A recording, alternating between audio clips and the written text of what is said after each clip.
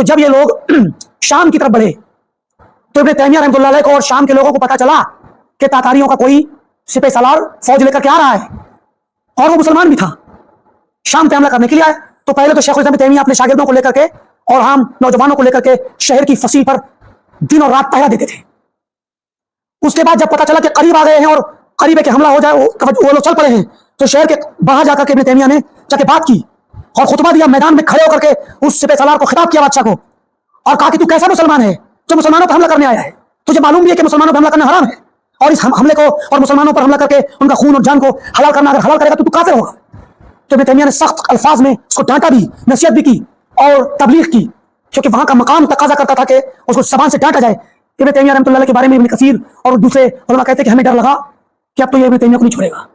اس نے بلایا بھی، مگر اس کے دل میں اللہ نے خوف ڈالا۔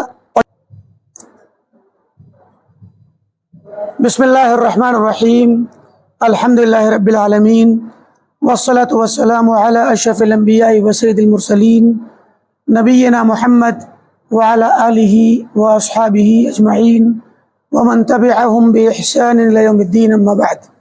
قال الامام ابن بطة رحمہ اللہ تعالی في كتابه الإبانة الكبرى يقول: حدثنا محمد بن يوسف قال حدثنا أبو رويق قال حدثنا حجاج قال حدثنا حماد عن يونس وحميد عن الحسن أن رسول الله صلى الله عليه وسلم قال: ما أنفق عبد نفقة أفضل عند الله من نفقة قول۔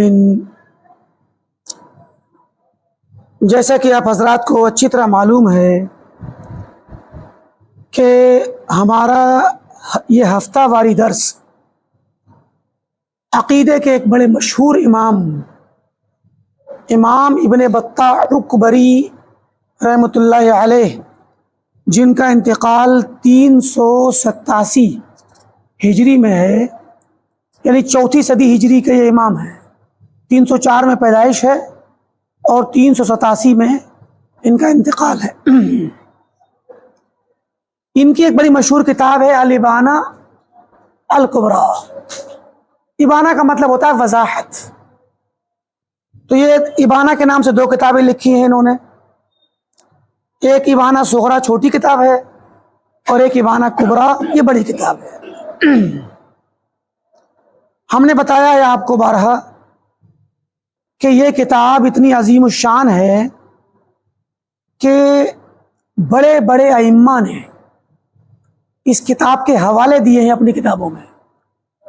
امام ابن تیمیہ رحمۃ اللہ علیہ نے اپنی کتاب، اپنے فتووں میں اور اپنی کتابوں میں اس کا حوالہ دیا ہے، اسے نوٹ کرتے ہیں، وہ کوٹیشن لیتے ہیں۔ اور بھی دیگر ائمہ ہیں، ابن قیم ہیں اور دیگر بڑے بڑے علماء نے اس کتاب کو باقاعدہ ایک بہت ہی اتھینٹک سورس کے طور پہ استعمال کیا ہے، معتمد سورس ہے یہ۔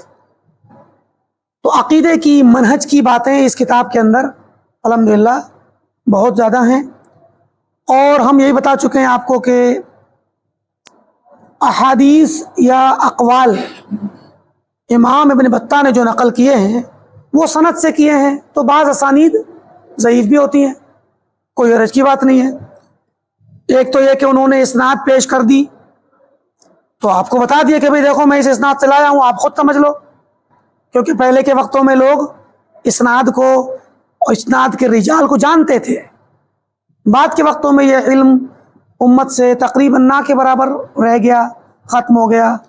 عام لوگ تو کیا، عام طلبہ نہیں جانے لگے، بہت کم محدود قسم کے اساتذہ، علماء اور محدود قسم کے طلبہ جو حدیث کا، شریعت کا علم حاصل کرتے ہیں، بہت کم لوگ ہیں جو رجال کو یاد کرتے ہیں۔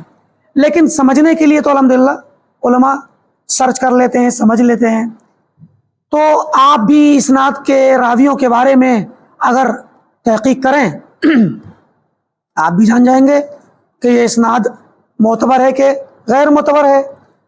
تو جب انہوں نے آپ کے سامنے نام پیش کر دیے ہیں تو پھر ہمیں آپ کو اس پر کوئی اعتراض نہیں ہونا چاہیے۔ اچھا، دوسری چیز یہ ہے کہ انہوں نے یہ نام، یہ جو حدیثیں پیش کی ہیں اسناد کے ساتھ، تو بعض ضعیف بھی ہیں تو ضعیف حدیثیں کیوں پیش کی؟ اس کی 3 میں سے ایک وجہ ہوتی ہے، تمام وجہ بھی ہو سکتی ہیں۔ پہلی وجہ یہ کہ تاکہ جان لیا جائے کہ یہ والی بات فلاں فلاں لوگ بیان کرتے ہیں، تو ضعیف راوی کے نام سے محفوظ ہو جائے۔ اچھا، اور ضعیف کے نام سے محفوظ ہوگی تو قیامت تک آنے والے لوگ اس کو ضعیف ہی مانیں گے، تو یہ ہمارے ساتھ خیر خواہی والا معاملہ ہے۔ دوسری چیز یہ کہ وہ جو بات پیش کرتے ہیں گرچہ ضعیف ہے لیکن اس کی یا تو تائید ہو جاتی ہے دوسری روایتوں سے، تو وہ اتنی ضعیف نہیں ہوتی کہ جیسے کہا جائے کہ وہ ناقابل اعتبار ہے 100%، یا اس کو سننا ہی ناجائز ہے، بلکہ جب قرآن سے یا دوسری صحیح حدیثوں سے اگر کسی حدیث کی تائید ہوتی ہے تو اس کو بطور تائید کے پیش کر دیتے ہیں۔ یا آپس میں کچھ ضعیف حدیثیں مل کر کے تقویت دے دیتی ہیں ایک دوسرے کو، اس سے بھی ایک اس قابل ہو جاتی ہے ضعیف روایت کے، اس کو سنا جائے۔ ذرا اس کو پردے کو ٹھیک سے بند کر دیجیے، یہ لگا دیجیے تاکہ یہ کرسی لگا دیجیے تاکہ تھوڑا سا اس کا سپورٹ رہے۔ نیچے والے کلپ دیکھیے آرام سے تھوڑا سا۔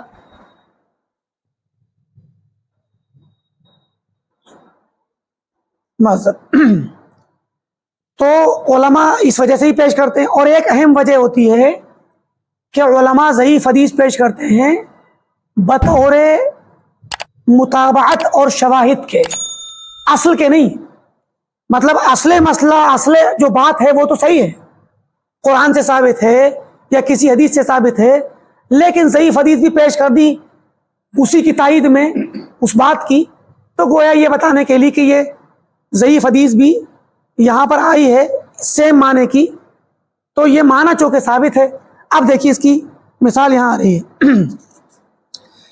امام ابن بطہ رحمۃ اللہ علیہ اپنی سند سے لا رہے ہیں، اپنے استاذ کے ذریعے سند پہنچ رہی ہے حسن بصری تک، اور حسن بصری فرما رہے ہیں کہ ان رسول اللہ صلی اللہ علیہ وسلم قال۔ حسن بصری تابعی ہیں، اور تابعی جب اللہ کے رسول سے ڈائریکٹ روایت کریں تو بیچ میں صحابی گر گئے، انقطاع ہو گیا، تسلسل باقی نہیں رہا، اس کو کہتے ہیں مرسل صحابی، صحابی کی مرسل۔ تو جب روایت مرسل ہو گئی تو ضعیف ہو جائے گی، کیونکہ تابعی نے اگر کہا کہ قال رسول اللہ تو بظاہر تو لگتا ہے کہ تابعی کے بعد صرف صحابی گرے ہیں، لیکن کبھی کبھی تابعی نے اپنے سے بڑے ایک اور تابعی کو گرا دیا ہوتا ہے، یا اپنے سے چھوٹے تابعی کو گرایا ہوتا ہے، کبھی کبھی 2-3 لوگ بھی گرے ہوتے ہیں، تو حدیث کیا ہوتی ہے؟ منقطع، یعنی انقطاع پایا گیا بیچ میں، تو ضعیف ہو جاتی ہے۔ اب یہ جو روایت آ رہی ہے وہ کیا ہے؟ ضعیف ہے، مگر اب اسناد چونکہ منقطع ہے، مگر پہلے حدیث پڑھتے ہیں۔ فرمایا کہ اللہ کے نبی صلی اللہ علیہ وسلم نے ارشاد فرمایا ما انفق عبد نفقۃ، کہ کسی بھی بندے نے کبھی بھی جو بھی صدقہ کیا، نہیں صدقہ کرتا ہے، ان نفقہ کا مطلب خرچہ کرنا، کسی بھی بندے نے کبھی بھی کوئی خرچہ نہیں کیا اللہ کی راہ میں، افضل عند اللہ، جو اللہ تعالیٰ کی نظر میں سب سے زیادہ افضل ہو، مگر کس سے زیادہ افضل ہو؟ من نفقت قول، زبان کا قول کا نفقہ، یعنی زبان کا کلام آپ خرچ کریں، صدقہ کریں، اپنی زبان سے اچھی بات کہیں، صدقہ کر دیں، تو سب سے افضل صدقہ یہی ہے۔ ٹھیک، اب یہ حدیث جو آئی یہ اسناد کے اعتبار سے ضعیف ہے، لیکن صحیح بخاری کی اور صحیح مسلم کی روایت ہے، صحیحین کی۔ ابو ہریرہ رضی اللہ عنہ فرماتے ہیں کہ پیارے نبی صلی اللہ علیہ وسلم نے ارشاد فرمایا الکلمۃ الطیبۃ صدقۃ، کہ کلمہ طیبہ، اچھی بات، آپ زبان سے اچھی بات نکالیں اور لوگوں کو اچھی بات بتائیں، تو کیا ہے؟ یہ صدقہ ہے۔ اب دیکھیں صحیحین کی روایت ہے یہ، اور یہاں ابن بطہ کے یہاں یہ روایت مرسل ہو کر کے آ رہی ہے، تو اس روایت کو کیا ہے؟ تائید ملی ہوئی ہے، تو پتہ چلا کہ اسناد کے اعتبار سے حدیث ضعیف ہے لیکن معنی کے اعتبار سے صحیح ہے، تو کوئی حرج کی بات نہیں۔ اب کلمہ طیبہ یا اچھی بات صدقہ ہے یا افضل صدقہ ہے تو کب ہوگی؟ جب بات قرآن و حدیث کی ہوگی. سب سے اچھی بات تو قرآن و حدیث کی ہے. یعنی اگر کوئی انسان قرآن کی بات کہتا ہے، ترجمہ کرتا ہے، قرآن کی تفسیر کرتا ہے، لوگوں کو قرآن کی آیت پڑھ کے سناتا ہے، اس کا معنی مفہوم بتلاتا ہے، تو یہ بھی کلمہ طیبہ ہے اور یہ بھی صدقہ ہے. اور اگر کسی کو وہ قرآن کی بات سکھلاتا ہے، تعلیم دیتا ہے، یہ بھی صدقہ ہے. اور قرآن و سنت کے مطابق اگر کوئی انسان تبلیغ کرتا ہے کسی اور لوگوں میں اصلاح کا کام کرتا ہے، یہ بھی کلمہ طیبہ ہے. اور عمومی انداز میں مان لیجیے لوگوں کے درمیان لڑائی جھگڑا ہو تو اس کو مٹانے کے لیے بھی بات کرنا کلمہ طیبہ ہے. اصلاح ذات بین، لوگوں میں مطلب عوام کے اندر باہر محلے میں خاندان میں لوگوں میں لڑائی ہے، کسی دو مسلمانوں میں لڑائی ہے تو اس کی اصلاح کرا دے، یہ بھی کلمہ طیبہ ہے، اچھا کلمہ ہے. میاں بیوی میں لڑائی ہے تو گھر کا کوئی شخص یا کوئی رشتہ دار ان کے درمیان اصلاح کرا دے. المہم جو بھی بات اصلاح کی ہو وہ کلمہ طیبہ ہے. اور اس کے اپنے پہ درجات ہیں. کلمہ طیبہ ذکر بھی ہے، آپ ذکر کریں لا الہ الا اللہ محمد، وہ سب سے پہلا کلمہ طیب یہی ہے. تو آپ کلمہ طیبہ کا ذکر کریں یا کلمہ طیبہ کا معنی بیان کریں، اچھا کلمہ اچھی بات کہیں، یہ سب اس کے اپنے اپنے درجات ہیں.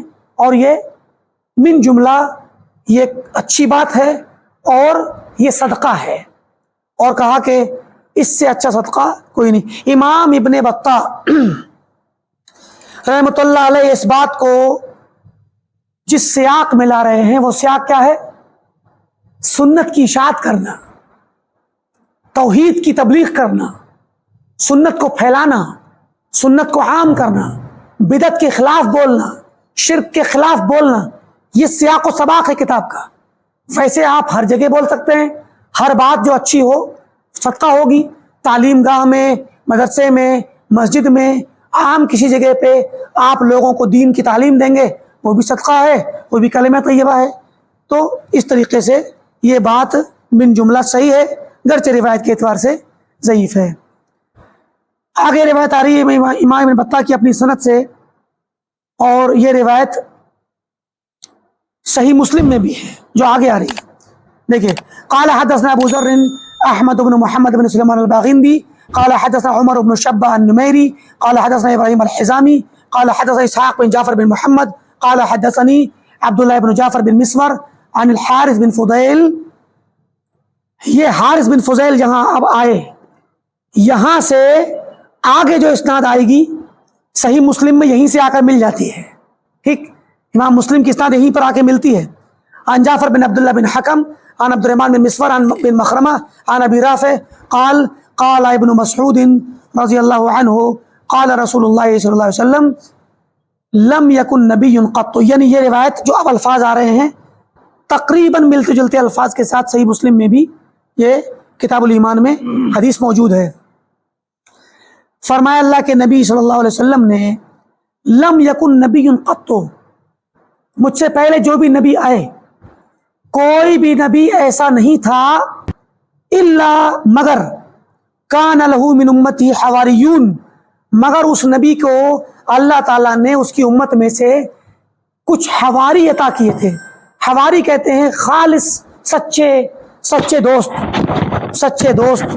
اصحاب یعنی صحابہ.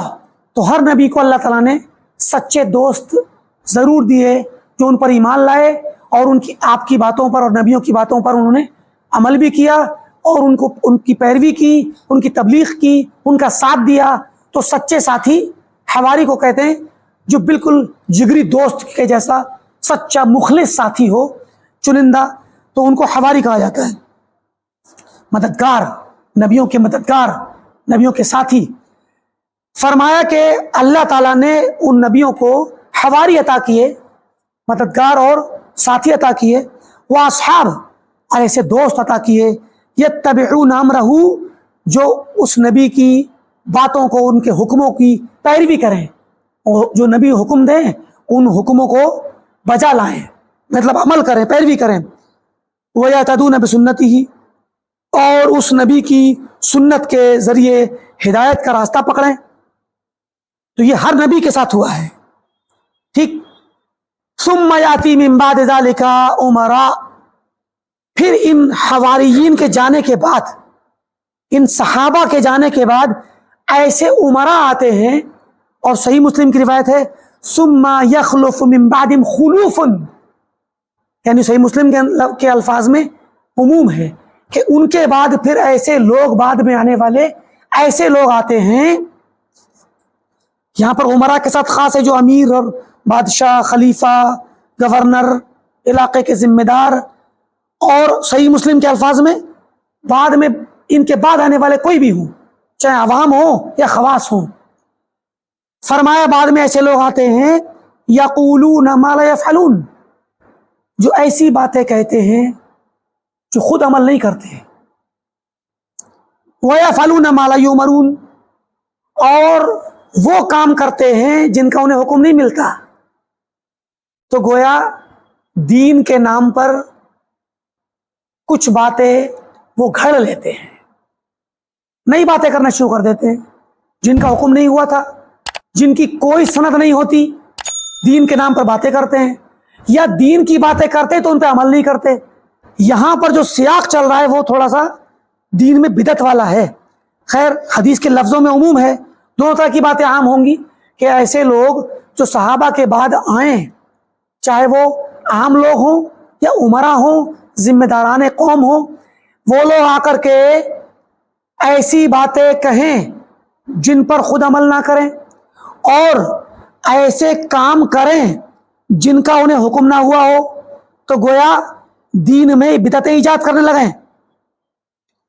یغیرون السنن، دیکھیے آگے آ رہا ہے، یغیرون السنن، وہ سنتوں کو تبدیل کر دیتے ہیں۔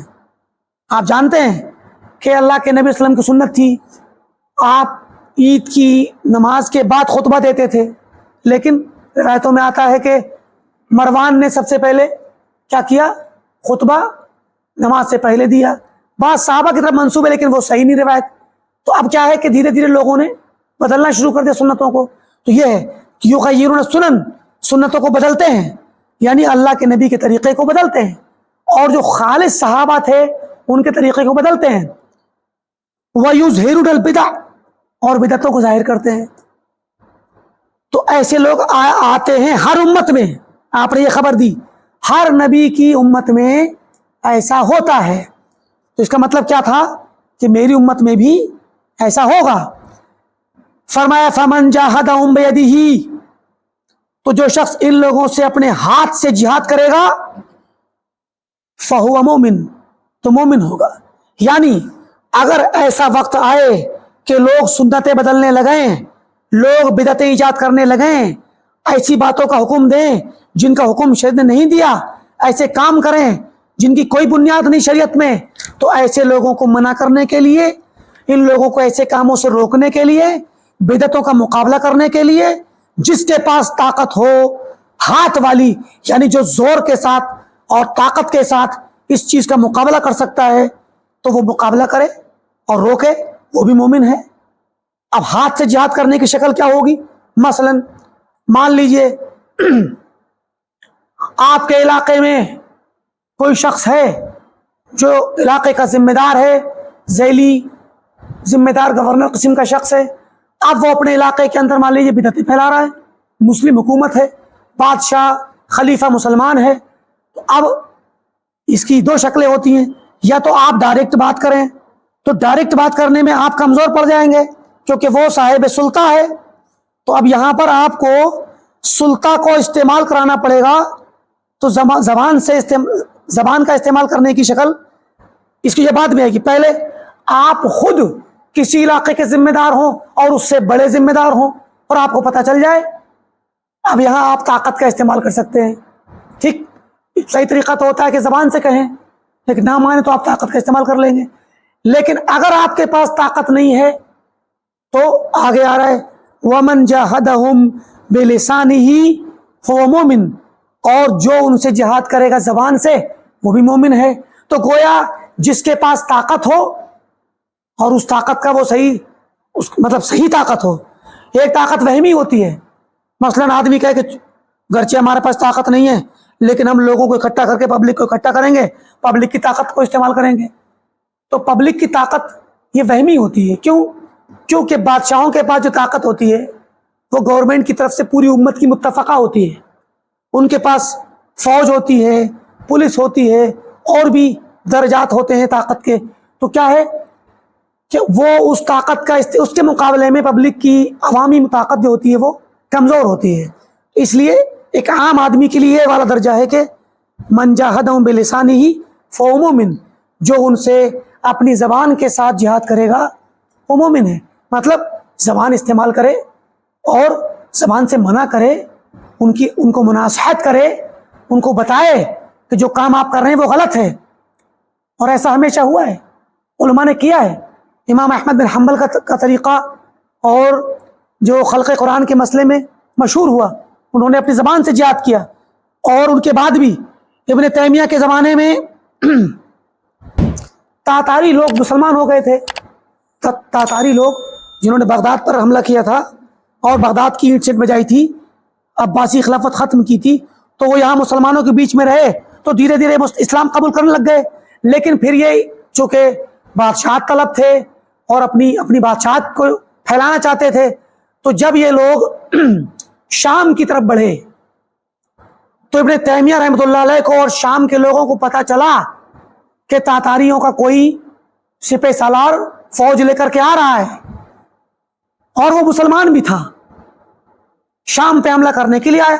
تو پہلے تو شیخ الاسلام ابن تیمیہ اپنے شاگردوں کو لے کر کے اور عام نوجوانوں کو لے کر کے شہر کی فصیل پر دن اور رات پہرا دیتے تھے.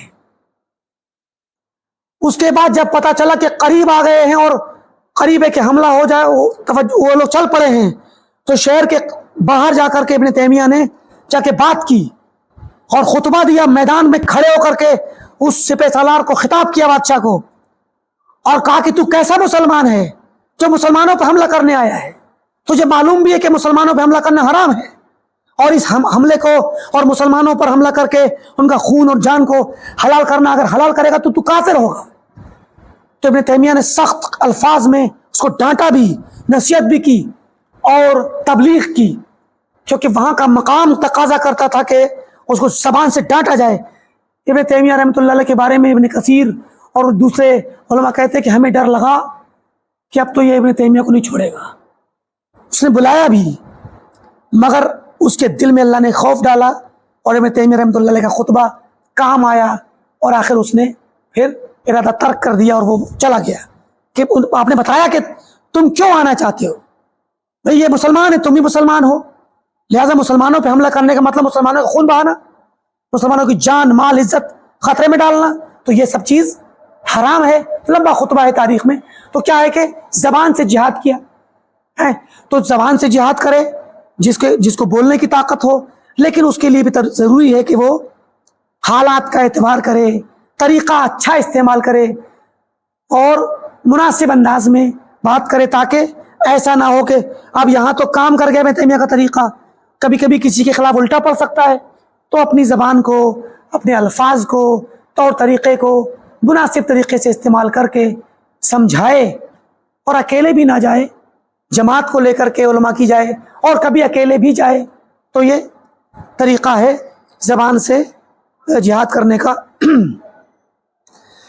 فرمایا وَمَنْ جَاهَدَهُمْ بِقَلْبِهِ فَهُوَ مُؤْمِنٌ, اگر زبان سے جہاد نہ کر سکے اور دل سے برا جانے, مطلب اس کو بولنے کی بھی طاقت نہیں ہے, یا ڈر ہے, اتنا ظالم و جابر بادشاہ ہے کہ زبان سے بولنے پر بھی نہیں چھوڑے گا, یا کئی لوگوں کو پکڑ چکا ہے, جیل میں ڈال چکا ہے, اب انسان کو بولنے میں خود کی جان مال کا خطرہ ہے. بھائی دیکھیے, مان لیجیے آپ کو بولنے کی, آپ کو لگ رہا ہے کہ مجھے بولنا چاہیے, لیکن آپ کو لگتا ہے کہ اگر میں بولوں گا تو جیسے جو بولا اس کو پکڑا گیا, وہ سخت عذاب میں یا جیل میں ڈالا گیا اس کو, اور آپ کے گھر میں آپ کے سوا کوئی بھی بچوں کی دیکھ ریکھ کرنے والا نہیں ہے, چھوٹے بچے ہیں, ماں باپ کمزور ضعیف بوڑھے ہیں, تو اپنے آپ کو خطرے میں نہیں ڈالنا چاہیے. وہاں کیا کرے انسان؟ صبر کرے اور دل سے جہاد کرے. کیا مطلب؟ دل سے نفرت کرے اور صبر کرے. ہو سکے تو وہاں سے ہجرت کر جائے اور نہ ہو سکے تو پھر صبر کرے اور دل سے نفرت ضرور کرے اس منکر کی، ان بدعات کی، خرافات کی اور فساد کی، اس ظلم کی جو ہو رہا ہے. فرمایا جو ان سے جہاد کرے گا اپنے دل سے فہو مومن، تو وہ بھی مومن ہے. وَلَيْسَ وَرَاءَ ذَلِكَ مِنَ الْإِيمَانِ مِثْقَالُ حَبَّةِ خَرْدَلٍ. اب ایمان کا سب سے اعلیٰ درجہ کیا تھا؟ طاقت استعمال کرنا. اور ایمان کا دوسرا درجہ تھا زبان استعمال کرنا. ایمان کا تیسرا درجہ تھا دل سے برا جاننا. فرمایا وَلَيْسَ وَرَاءَ ذَلِكَ، اب اس کے پیچھے ایمان میں سے کوئی بھی درجہ نہیں بچتا. حبت خردل کہتے رائی کے دانہ، رائی کے دانے کے برابر بھی ایمان نہیں بچے گا. اگر کوئی انسان دل سے بھی برا نہ جانے تو وہ مومن نہیں ہے. سمجھے؟ تو یہ سب سے چھوٹا ایمان ہے. ایمان کی علامت ہے کہ بندہ اس برائی کو برا جانے. تو یہ روایت جو آئی ہے وہ صحیح مسلم کے اندر بھی ہے. لفظ تقریباً ایک سے ایک لفظ کا فرق ہے. عمرہ اور خلوف کا تو کوئی اس میں فرق نہیں پڑتا، باقی الفاظ ایک سے ہیں. اور یہ اسناد اور یہ حدیث صحیح ہے. اس کے بعد امام ابن بطہ فرماتے ہیں قال حدثنا ابو صالح محمد بن احمد بن ثابت قال حدثنا ابو الاحوص قال محمد بن حاتم القاضي قال حدثني ابن كثير یعنی المصیصی عن عبداللہ بن واقد. عبداللہ بن واقد یہ ضعیف ہیں، متروک ہیں، تو آگے روایت جو آ رہی ہے وہ ضعیف آ رہی ہے. عن ابی الزبیر عن جابر عن عبادہ بن صامت فی حدیث ذکرہ، ایک لمبی حدیث میں قال سمعت رسول اللہ صلی اللہ علیہ وسلم محمد ابو القاسم صلی اللہ علیہ وسلم یقول، کہ فرماتے کہ میں نے رسول اللہ محمد ابو القاسم صلی اللہ علیہ وسلم کو سنا فرماتے ہوئے انہا سیلی عمرا، کہ بعد میں ایسے عمرا آئیں گے، ایسے خلفاء ذمہ دار آئیں گے، یعرفونکم ما تنکرون، وہ تمہیں ایسی باتیں پہچنوائیں گے جو تم نہیں جانتے ہوگے، انکار کرو گے کہ نہیں یہ سنت نہیں ہے. تعارف کرائیں گے تمہارے سامنے ایسی باتوں کا جو تم نہیں جان پاؤ گے، جو کیا ہوں گی؟ منکر ہوں گی. وَيُنْكِرُونَ عَلَيْكُمْ مَا تَعْرِفُونَ، اور جو تم جانتے ہو اس کا وہ انکار کریں گے، اسے منع کریں گے، تمہاری جانی ہوئی سنتوں کو انکار کریں گے. اور جو تم نہیں جانتے کہ یہ سنت ہے وہ تمہیں پہچانوائیں گے کہ جانو یہی سنت ہے. مطلب بدعتیں لائیں گے، نئی نئی چیزیں ایجاد کریں گے، سنت کی مخالفت کریں گے. فرمایا فَلَا طَاعَةَ لِمَنْ عَصَى اللَّهَ، تو جان لو کہ جو بندہ، جو حاکم اللہ کی نافرمانی کرے تو اس کی کوئی اطاعت نافرمانی میں نہیں کی جائے گی. تو یہ حدیث سند کے اعتبار سے ضعیف ہے کیونکہ اس کے اندر ایک متروک راوی ہے، لیکن یہ معنی ٹھیک ہے. لا طاعت لمخلوق فی معصیۃ الخالق، صحیح حدیث ہے کہ کسی مخلوق کی اطاعت اللہ تعالیٰ کی معصیت میں، اللہ کی نافرمانی میں کبھی نہیں کی جائے گی. کہ مخلوق بادشاہ اگر آپ کو حکم دے شرک کرنے کا، نہیں کریں گے. بادشاہ حکم دے کفر کا، نہیں کیا جائے گا. بادشاہ حکم دے بدعت کا، حکم پر اطاعت نہیں کی جائے گی. بادشاہ حکم دے کسی گناہ کو کرنے کا، معصیت کا، اطاعت نہیں کی جائے گی. ٹھیک، یہ عمومی حکم ہے، لیکن اس میں بھی استثناء آئے گا. اگر مان لیجئے وہ آپ کو جبر کرے، اکراہ کرے، مجبور کرے، تلوار رکھ دے گردن پہ، بادشاہ کا بدعتی ہو، مشرک ہو، مسلمان ہی ہے لیکن بدعتی اور کافر قسم کا، مشرک قسم کا ہے. آپ کیا ہو، آپ کو کہے کہ نہیں فلاں کو سجدہ کرو، مثلا سجدہ تعظیمی کرو. کرتے تھے پہلے ہمارے مغلوں کے زمانے میں سجدہ تعظیمی ہوتا تھا. مولانا سید احمد سرہندی مجدد الف ثانی رحمۃ اللہ علیہ، ان کے ساتھ واقعہ پیش آیا تھا. انہوں نے منع کر دیا تھا کہ تم بادشاہ کے دربار میں جھک کر کے آؤ گے. کہا نہیں آؤں گا.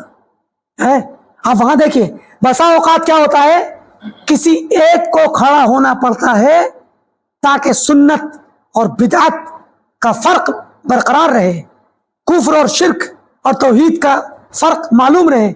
عام لوگ سجدہ تعظیمی کرتے تھے، مولانا نے کیا کیا؟ نہیں کیا۔ ان کے سامنے داخل ہونے کے لیے چھوٹا دروازہ بنایا گیا کہ جھک کر کے داخل ہوگا، مگر الٹے داخل ہوئے، پیچھے کو جھک کر کے رکوع کرتے ہوئے، پیٹھ کے بل داخل ہوئے۔ تو آخر بہرحال مطلب ہے کہ ایسا ہوتا ہے۔ تو بسا اوقات یہ بھی دیکھنا پڑے گا کہ جب سارے لوگ رخصت کا راستہ اختیار کرتے ہوں تو بعض لوگوں کو عزیمت کا راستہ اختیار کرنا پڑتا ہے۔ یہی کام امام احمد نے کیا۔ امام احمد بن حنبل رحمۃ اللہ علیہ کو بھی زور زبردستی کی گئی کہ آپ کہیے کہ قرآن مخلوق ہے۔ سارے لوگ کچھ خاموش ہو گئے، کچھ چلے گئے شہر چھوڑ کر کے، اور بہت سے لوگوں نے کہا، عوام نے بھی، علماء نے بھی، بہت سے خاموش رہے، چھپے چھپے پھرتے تھے۔ امام احمد سے کہا گیا، امام احمد نے کہا نہیں، قرآن مخلوق نہیں ہے، کیونکہ انہوں نے دیکھا کہ سارے کے سارے لوگ رخصت کا راستہ اختیار کر رہے ہیں، ڈر ہے بادشاہ سے۔ اسی لیے علماء نے کہا ہے کہ لولا الامام احمد، اگر امام احمد نہ ہوتے لَكَانَ النَّاسُ كُلُّهُمْ جَهْمِيَّةً، کہ آج پوری امت جہمیہ ہوتی، سب یہ مان رہے ہوتے کہ قرآن مخلوق ہے، ساری امت کیا ہوتی؟ جہمیہ ہوتی۔ تو امام احمد نے اکیلے مقابلہ کیا اور آخرکار اللہ تعالیٰ نے فتح نصیب کی۔ جیل کی کوٹری میں گئے، سزائیں جھیلی، کوڑے جھیلے، زنجیروں میں باندھا گیا، مارا پیٹا گیا، لیکن اس کے باوجود فتح اور کامیابی اللہ نے آپ کو نصیب کی۔ تو ہوتا ہے ایسا۔ تو کیا ہے کہ عموماً انسان بادشاہ کی اطاعت نہ کرے ابتدائی طور پہ، کس میں؟ اللہ کی معصیت میں، کفر میں، شرک میں، بدعت میں، گناہ میں۔ لیکن اگر مجبوری کے حالات بنے اور تلوار رکھ دی جائے یا بلیک میل کیا جائے گھر والوں کے نام سے اور بھی کسی وجہ سے، دوسروں کسی کو قتل کرنے کی بات کی جائے، جب واقعی معنی میں جان پر بن آئے تو پھر اجازت ہے، رخصت ہے۔ لیکن یہاں بھی ہر کسی کو رخصت کا راستہ اختیار نہیں کرنا ہوگا۔ اللہ تعالیٰ کھڑا کر دیتا ہے کسی نہ کسی کو، کچھ لوگ ایسے ہوتے ہیں۔ آگے کی روایت آ رہی ہے، فرماتے ہیں اپنی سند سے، ابو اسامہ کوفی ایک عالم تھے، فقیہ تھے، تو ان کا قول ہے، کہتے ہیں جزا اللہ عنا، اللہ تعالیٰ بہتر بدلہ عطا کرے ہماری طرف سے، خیرن اچھا بدلہ، من اس انسان کو بہتر اللہ تعالیٰ بدلہ دے، اعان الاسلام بشطر کلمہ، جو اسلام کی مدد کرے آدھی بات کہہ کر کے ہی، چھوٹی سی بات کہہ کر کے۔ مطلب کیا ہوا کہ اسلام کی مدد کرنا چاہیے، چاہے آپ کو چھوٹی سی ایک جملہ کیوں نہ بولنا پڑے۔ تو کہتے ہیں کہ اللہ تعالیٰ اس انسان کو ہماری طرف سے جزائے خیر دے جو اسلام کی مدد کرے، چھوٹی سی ایک آدھی بات بول کر کے بھی۔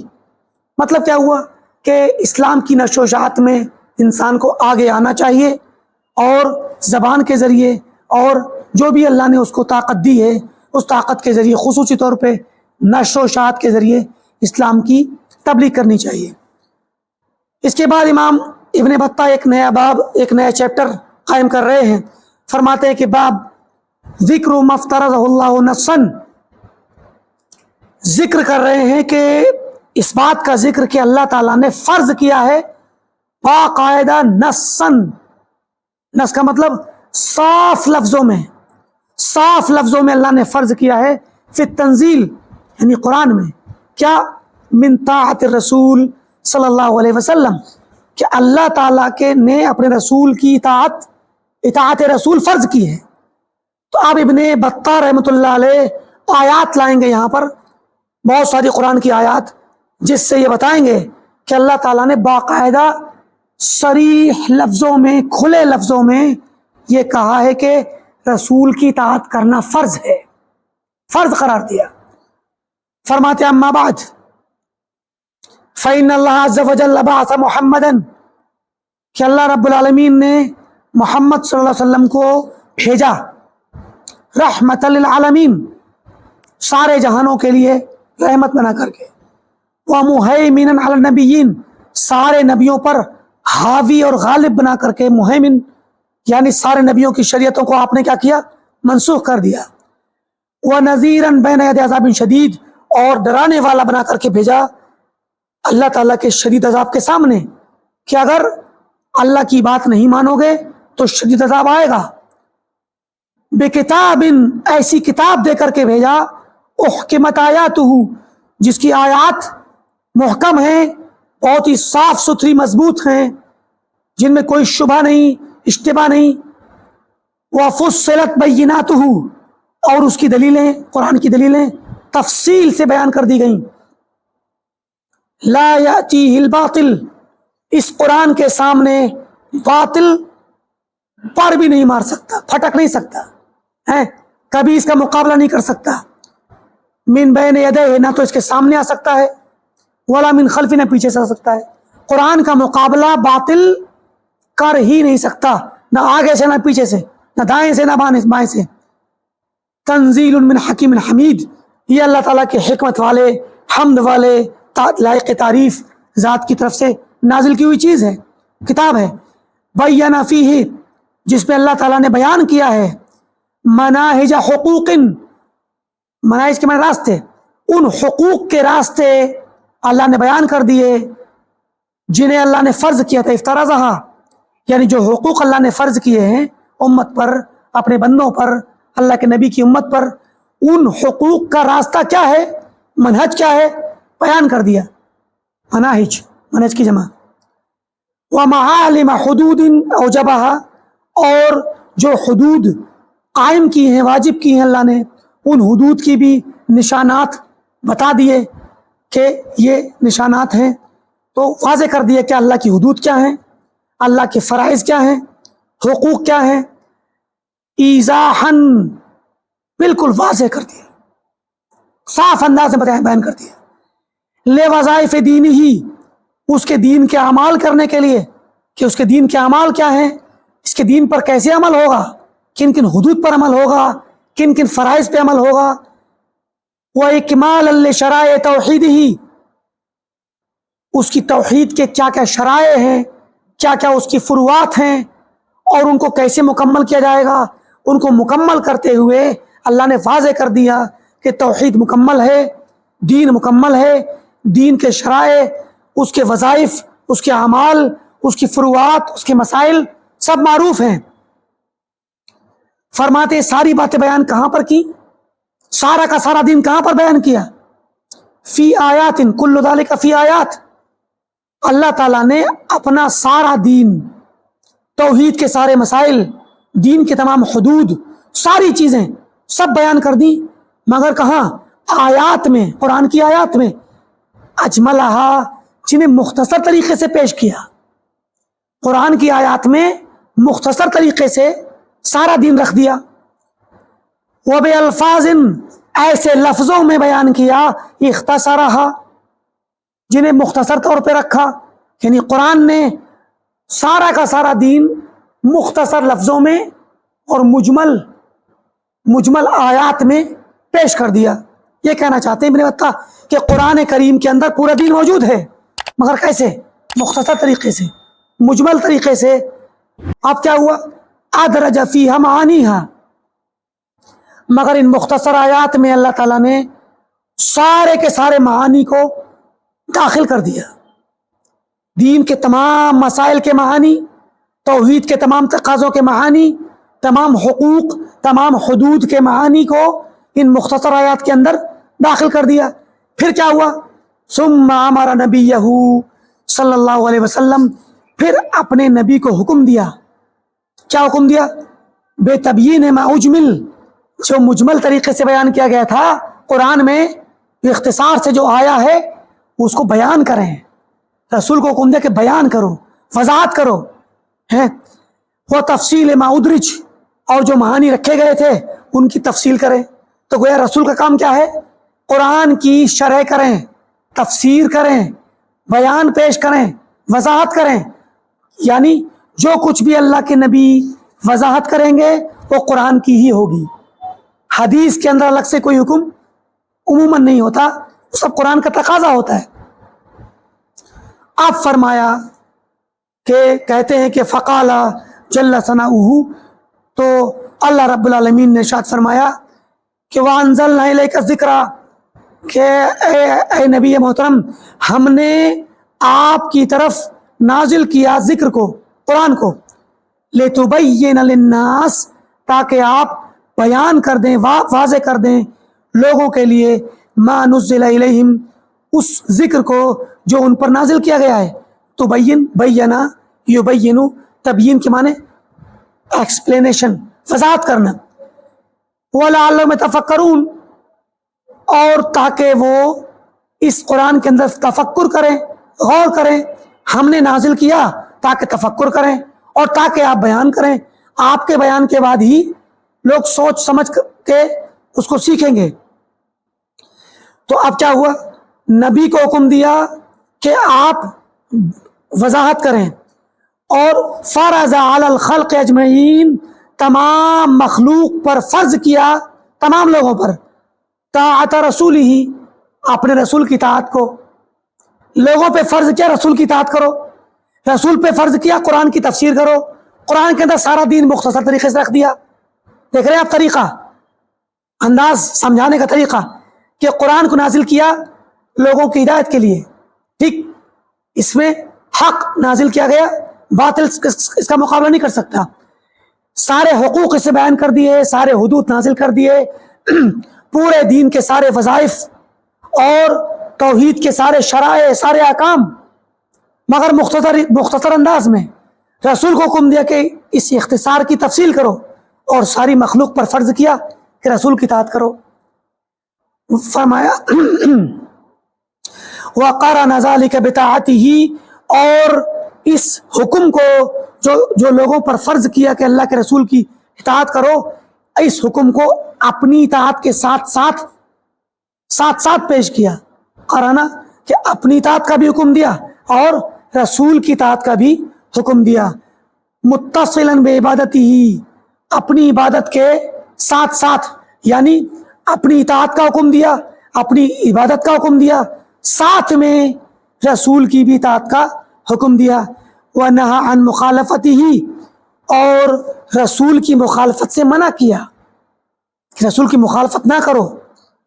بالتحدید، سخت دھمکی دے کر کے.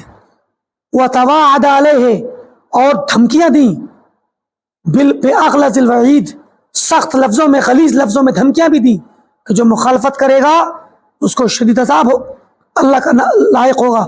فی آیات کثیرہ من کتابہ، قرآن کریم کی بہت ساری آیات میں اللہ تعالیٰ نے اپنی اطاعت کا حکم دیا، اپنے رسول کی اطاعت کا حکم دیا، اور رسول کی مخالفت سے منع کیا، رسول کی مخالفت پر دھمکی دی عذاب شدید کی. انہی میں سے چند آیات مصنف یہاں پر پیش کر رہے ہیں. کچھ ہم یہاں پر پیش کر دیں، پھر انشاءاللہ درس کو ختم کریں گے. فرمایا اللہ تعالیٰ نے وَاتَّقُوا النَّارَ، ڈرو آگ سے، جہنم سے ڈرو. الَّتِي أُعِدَّتْ لِلْكَافِرِينَ، جو کافروں کے لیے تیار کی گئی ہے. آپ دیکھیں کہ یہاں پر سیاق دیکھیے، پہلے ڈرایا آگ سے، اور کہا یہ آگ کس کے لیے ہے؟ جہنم، کافروں کے لیے. پھر فرمایا وَأَطِیعُوا اللَّهَ، اللہ کی اطاعت کرو، والرسول، رسول کی اطاعت کرو. سیاق و سباق بتا رہا ہے کہ اگر رسول کی اطاعت نہیں کی، اللہ کی اطاعت نہیں کی، تو جہنم میں جانا پڑے گا. فرمایا لعلکم ترحمون، تاکہ تم پر، شاید تم پر رحم کیا جائے. یعنی اگر اللہ کی اور اس کے رسول کی اطاعت کرو گے تو رحم کیا جائے گا، اور نہیں کرو گے تو اس آگ کے عذاب کے مستحق بنو گے جو کافروں کے لیے ہوئی ہے، تیار کی گئی ہے. تو گویا اللہ نے اپنی اطاعت کا حکم دیا اور رسول کی، تو حکم دیا کہ رسول کی اطاعت کرو. آگے دیکھیے، قل، فرما دیجئے، اطیعوا اللہ والرسول، اللہ کی اطاعت کرو، رسول کی اطاعت کرو. رسول کی زبانی کہلوایا جا رہا ہے، اطاعت کرو.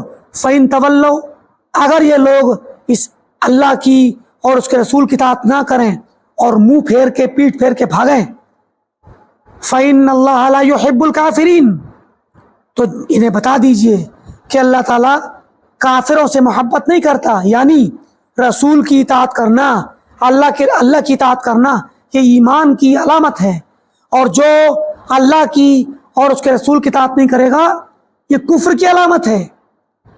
اگر وہ ٹھکرائے گا تو کافر ہوگا، رسول کی اطاعت کا انکار کرے گا تو کافر ہوگا. لیکن اگر شہوت کے غلبے اور ہوائے نفس کی وجہ سے اطاعت کو چھوڑے گا تو کافر نہیں ہوگا، لیکن گنہگار ضرور ہوگا، اور دونوں حالتوں میں عذاب کا مستحق ہوگا. تو اللہ تعالیٰ کافروں سے محبت نہیں کرتا. ایک اور آیت فرمایا فلا وربک، ہرگز نہیں، فلا وربک، تمہارے رب کی قسم، لا یؤمنون، یہ لوگ ایمان نہیں لائیں گے، یعنی مومن نہیں ہوں گے، حتی یحکموک، یہاں تک کہ آپ کو حکم بنا لیں، فیصلہ کرنے والا بنائیں. جب تک کہ اے نبی صلی اللہ علیہ وسلم آپ کو فیصلہ کرنے والا نہ بنا لیں تب تک مومن نہیں ہو سکتے یہ لوگ. کس چیز میں؟ فیما شجر بینہم، اپنے آپسی اختلافات میں. اختلافات کے وقت اگر اللہ کے نبی کو فیصلہ کرنے والا نہیں بنایا تو مومن نہیں ہوگا بندہ. ثم لا یجدوا فی انفسہم حرجا، پھر اپنے نفس میں، اپنے دلوں میں کوئی حرج محسوس نہ کریں، مما قضیت، آپ کے فیصلے سے، ویسلموا تسلیما، اور پورے طور پر سر تسلیم خم کر دیں. یعنی اگر آپس میں جھگڑا ہو تو جھگڑے کے بعد آپ کو فیصلہ کرنے والا بنائیں اور آپ کے فیصلے کو فوراً تسلیم کر لیں. جب تک یہ حالت نہیں ہوگی تب تک مومن نہیں ہو سکتے. اب اس کی ظاہر ہے آپ صلی اللہ علیہ وسلم کی زندگی میں جھگڑا ہوگا، جیسا کہ واقعہ ہے اس کا ایک یہودی کے ساتھ ہے. بعض روایتوں میں کہ منافق تھا، ایک صحابی کا جھگڑا ہوا. تو آپ کے زمانے میں جب جھگڑا ہوگا تو آپ کے پاس آیا جائے گا، اور آپ کے بعد جھگڑا ہوگا تو کہاں جایا جائے گا؟ آپ کی سنت کی طرف، آپ کے طریقے پر، آپ کے منہج پر، آپ کی اور آپ کے صحابہ کے طریقے پر کتاب و سنت کو فیصل بنایا جائے گا. تو اگر آپسی مسلمانوں کے جھگڑے میں اگر کوئی شخص قرآن کو اور حدیث نبوی کو فیصلہ کرنے والا نہیں بناتا ہے تو وہ اپنے ایمان کا مراجعہ کرے، نظر ثانی کرے، اور پھر اس کے سامنے اگر اللہ کے رسول کی بات بیان کی جاتی ہے، حدیث بیان کی جاتی ہے جھگڑا مٹانے کے لیے، اور وہ نہیں مانتا تو وہ مومن نہیں ہے. حقیقی معنی مومن جیسا کہ مطلوب ہے مومن نہیں ہے. اس کو اپنے ایمان کا محاسبہ کرنا چاہیے. فرمایا اور ایک اور آیت میں وَمَن يُطِعِ اللَّهَ وَالرَّسُولَ، یہاں پر دھمکی نہیں دی بلکہ یہاں پر بشارت دی، خوشخبری دی کہ جو شخص اللہ کی اور اللہ کے رسول کی اطاعت کرے گا تو اسے کیا انعام ملے گا؟ فَأُولَٰئِكَ مَعَ الَّذِينَ أَنْعَمَ اللَّهُ عَلَيْهِمْ، تو یہ لوگ اللہ کے رسول کی اطاعت کرنے والے ہوں گے ان کے ساتھ جن پر اللہ نے انعام کیا ہے، جن پر اللہ نے انعام کیا، اپنی خاص نعمت نازل کی. من النبیین، یعنی نبیوں پر اللہ نے انعام کیا، والصدیقین، صدیقین پر، والشہداء والصالحین، شہداء اور نیک لوگوں پر. تو ان کے ساتھ ہوگا وہ شخص جو اللہ اس کے رسول کی اطاعت کرے گا. کتنا بڑا مقام ہے اللہ کے رسول کی اطاعت کرنے کا کہ جو بندہ حدیث نبوی کے آنے کے بعد اگر فوراً اطاعت کر لے اور اپنے جھگڑے کو، اپنے قول کو، اپنے مذہب کو، اپنی غلط بات کو جو رسول کے خلاف تھی اس کو چھوڑ دے اور رسول کی بات مان لے تو پھر اس کا حشر کہاں ہوگا؟ نبیوں کے ساتھ، صدیقین کے ساتھ، شہداء کے، صالحین کے ساتھ. وَحَسُنَ أُولَٰئِكَ رفیقا، اور یہ بڑے اچھے رفیق ہیں، دوست ہیں، ساتھی ہیں، جس کے رفقا جس کے ساتھی یہ لوگ بن جائیں اس کے کیا کہنے ہیں. ایک اور آیت پڑھ لیں پھر ختم کرتے ہیں. فرمایا من یطع الرسول فقد اطاع اللہ. جو رسول کی اطاعت کرتا ہے حقیقت میں وہ اللہ کی اطاعت کرتا ہے. کیوں؟ کیونکہ رسول کی اطاعت کا حکم اللہ نے دیا. تو اللہ نے جب حکم دیا تو رسول کی اطاعت کرو, رسول کی بات مانی تو گویا اللہ کی بات مانی, اللہ کی اطاعت کی. تو اللہ کی اطاعت کرنا تو ہی اصل مقصود ہے. رسول آئے کیوں ہیں؟ تاکہ اللہ کی بات مانی جائے, اللہ کی عبادت کی جائے, اللہ کا حکم چلے, اللہ کے حکموں پر بندہ چلے تو رسول کے طریقے کے مطابق چلے. تو پھر کیا ہوگا؟ رسول کی اطاعت حقیقت میں اللہ کی اطاعت ہے. ومن تولی فما ارسلناک علیہم حفیظا. تو جو اللہ کی رسول کی اطاعت کرے گا وہ اللہ کی اطاعت کرے گا, اور جو منہ پھیر لے گا, پیٹھ دکھا کر بھاگے گا, فرمایا فما ارسلناک علیہم حفیظا, تو ہم نے آپ کو ان کے اوپر محافظ اور نگراں بنا کے نہیں بھیجا. کوئی بات نہیں ہے, نگراں تو نہیں ہے آپ, لیکن اللہ تعالیٰ سمجھ لے گا ان سے ہے. تو یہ ایک دھمکی ہے اللہ رب العالمین سے. لمبی اور بھی آیات پیش کریں گے کئی صفحات میں, اور چونکہ اس وقت بھی لمبا ہوتا ہے تو اسی پہ اکتفا کرتے ہیں. اللہ تعالیٰ سے دعا ہے کہ اللہ تعالیٰ ہمیں کتاب و سنت پر چلنے کی توفیق دے. اللہ تعالیٰ ہمیں اللہ کی اطاعت کرنے کی توفیق دے اور رسول کی اطاعت کرنے کی توفیق دے.